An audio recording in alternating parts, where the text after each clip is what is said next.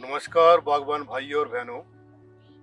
मैं डॉक्टर इंद्रमोहन शर्मा आज GIZ और बायो क्रॉप साइंस की तरफ से आपको सेब में लगने वाले मार्सोनिना ब्लॉच और अल्टरनेरिया लीफ स्पॉट ब्लाइट के विषय में जानकारी प्रदान करूंगा। मार्सोनिना ब्लॉच सेब का एक बड़ा मुख्य रोग है।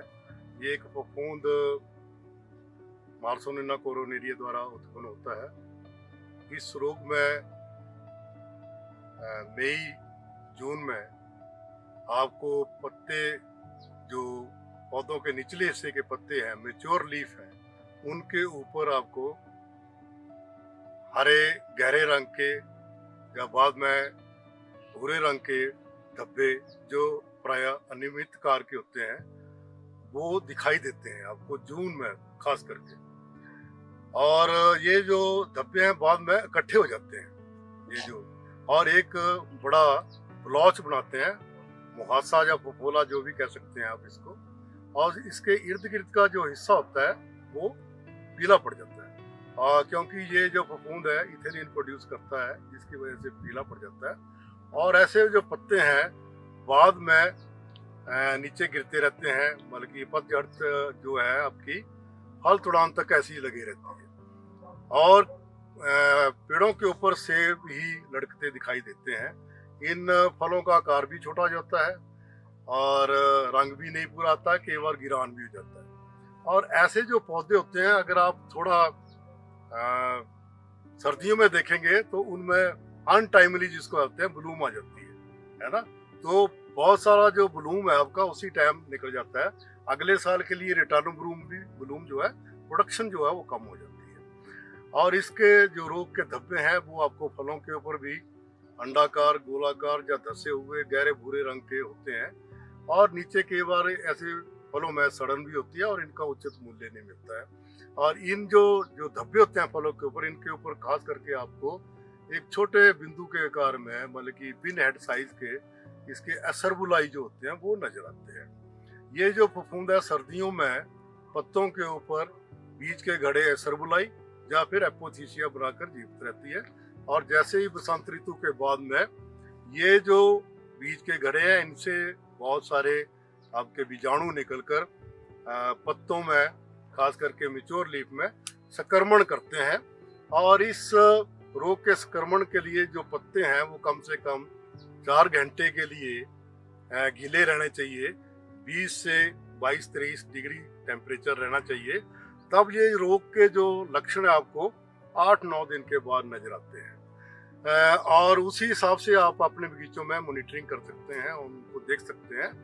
अगर ये पत्ते हैं जो 40 घंटे से ज्यादा गीले रहें, कई बार लगातार बारिशें लग जाती है, और ये टाइम हो जून का महीना हो, तो ये जो लक्षण है ये ब्लाइट के रूप में दिखाई देते हैं। पत्ते जो हैं पूरे झुलस जाते हैं, ऐसे लगता है कि बहुत सारा कोई पता नहीं है। कई बार लोग उससे माइट से भी उसको कई बार कंफ्यूज करते हैं, पर वो एक लंबे टाइम तक उनके गीला रहने की वजह से होता है। इस रोग की रोकथाम के लिए जैसे, क्योंकि इसके जो बीजाणु हैं, जो बीज के घड़े हैं, वो सर्दियों में पत्तों के ऊपर जीवित रहते हैं, तो हमारे को पत्तों को इकट्ठा करके उनको नष्ट कर देना चाहिए।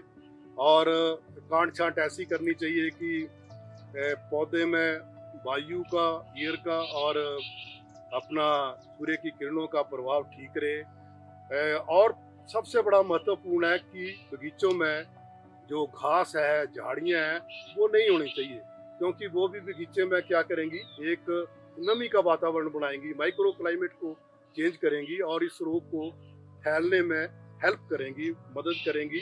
तो वो भी आपने नष्ट करनी है। चाहे वीडीसाइड प्रयोग कर सकते हैं आप, चाहे आप उनको मैनुअली भी कर सकते हैं। जहाँ तक रासायनिक तरीकों का एक संबंध है, तो इसमें भी हम पत्तों के ऊपर यूरिया का जैसे स्कैब में स्प्रे करते हैं, वैसे ही इसके ऊपर भी जैसे पतझड़ शुरू होती है नवंबर में या अक्टूबर में, उस टाइम 10 किलो जो यूरिया है वो 200 लीटर पानी में घोलकर छिड़काव करते हैं, तो पत्ते जल्दी गिरकर वो नीचे गिरेंगे और वो जल्दी सड़ जाएंगे। तो सर्दियों में उनके ऊपर बीज के घड़े नहीं मिलेंगे और रोग चक्कर टूट जाएगा।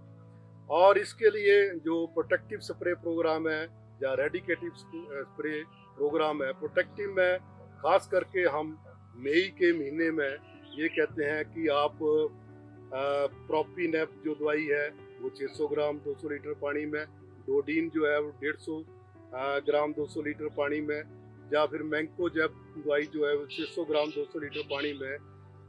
ये जो दवाइयाँ हैं ये आप घोलकर 15-20 दिन के अंतराल में अगर करते रहेंगे तो ये रोग जो है नहीं पनपेगा और आपका बगीचा रोग मुक्त रहेगा। अगर आपके बगीचे में इस रोग के लक्षण दिखाई दे रहे हैं तो आपको रेडिकेटिव प्रोग्राम में जाना है, जिसमें आप नेटिवो जो है वो 80 ग्राम 200 लीटर पानी में, या फिर आप कैब्रियो टॉप है या मैरीबॉन है जो 20 ml 200 लीटर पानी में, लस्टर जो है उसका भी प्रयोग 160 मिलीलीटर 200 लीटर पानी में अगर आप करते रहेंगे 15-20 दिन के अंतराल में, तो आपका बगीचा जो है इस रोग से मुक्त रहेगा।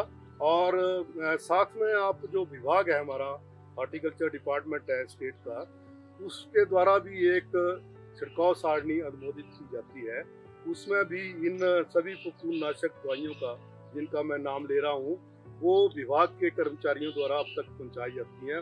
उनका भी प्रयोग करके आप अपने बगीचों को इस रोग से मुक्त रख सकते हैं। दूसरी जो पत्तों में लगने वाली जो बीमारी है वो है आपकी अल्टरनेरिया, लीफ स्पॉट भी कहते हैं उसको, पत्ता धब्बा रोग, या उसमें कई बार ब्लाइट के सिम्टम भी हमारे को दिखाई देते हैं। ये रोग प्राय अल्टरनेरिया माली या अल्टरनेरिया अल्टरनेटा द्वारा पैदा होता है।